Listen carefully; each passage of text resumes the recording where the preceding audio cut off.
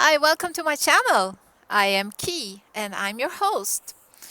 We're going to do some mentality business development and I'm going to share some thoughts that I picked up through the years and new models in market strategy, leadership, and business development. So let's get started. Today we're going to talk about decision edging.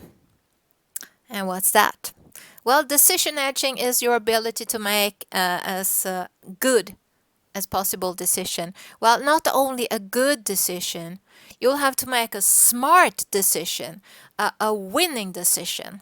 You have to edge your decision in all areas and use all possible resources to put this decision out there and the consequences of the decision. So this is important for a leader, and all decisions also profiles a leader, what type of decisions you take, what kind of leader style you has, and that comes from your core. So as you can see in my videos, this little head to the right is there very often. And we've gone through those different things in a video called Cake and Edge. You can also watch Brain is Boss because this is around the same areas.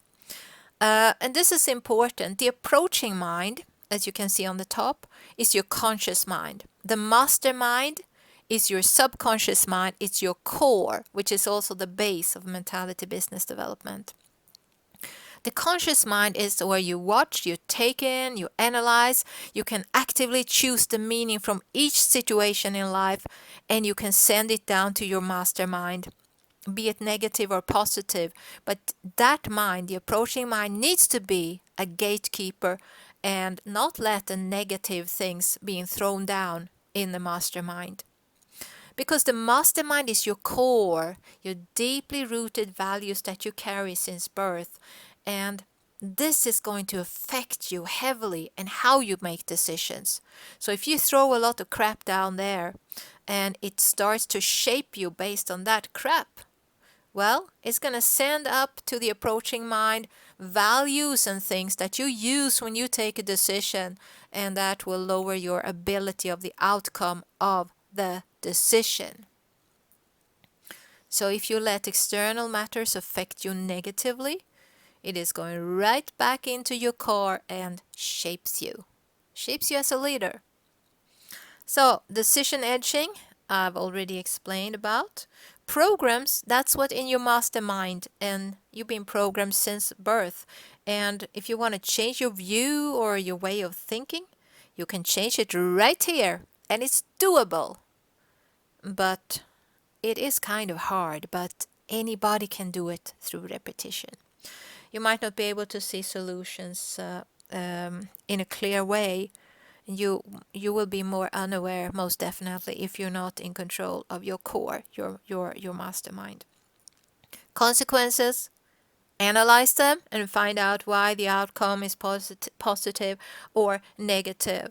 That is very, very important. So what is the foundation for a good decision? It is always the perspective and core of the person that will make the decision. This is why people see the same decision in different lights. So why is one light better than the other? Well, how can I edge my decision and optimize it? Successful managers and leaders, they want to be on target with their decision making because it drives development and they know it. Decisions on time is so important.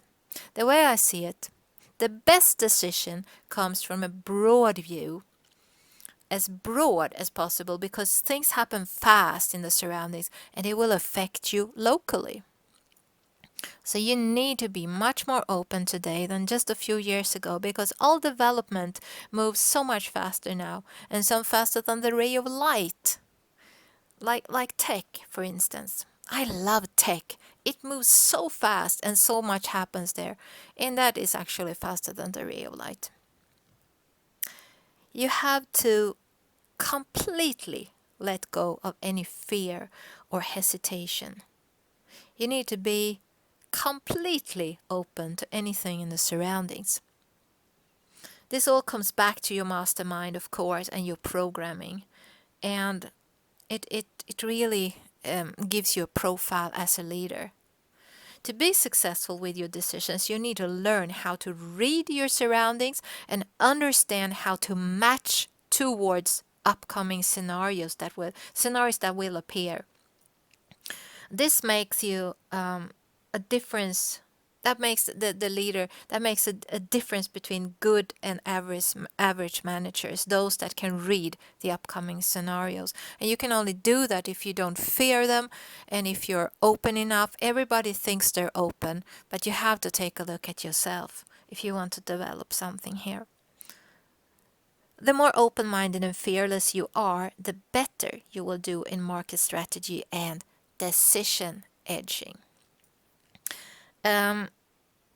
You have to list potential scenarios that you can use in a positive way, because there will be no bad scenarios if you prepare for them and take necessary steps to stage the different outcomes.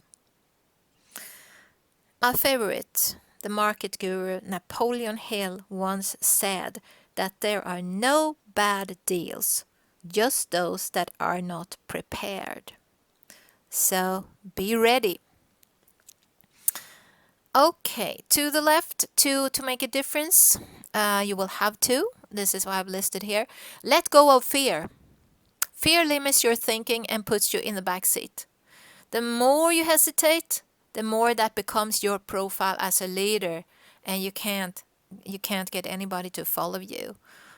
It's very easy when people follow you because you can drive your decisions. So it's important.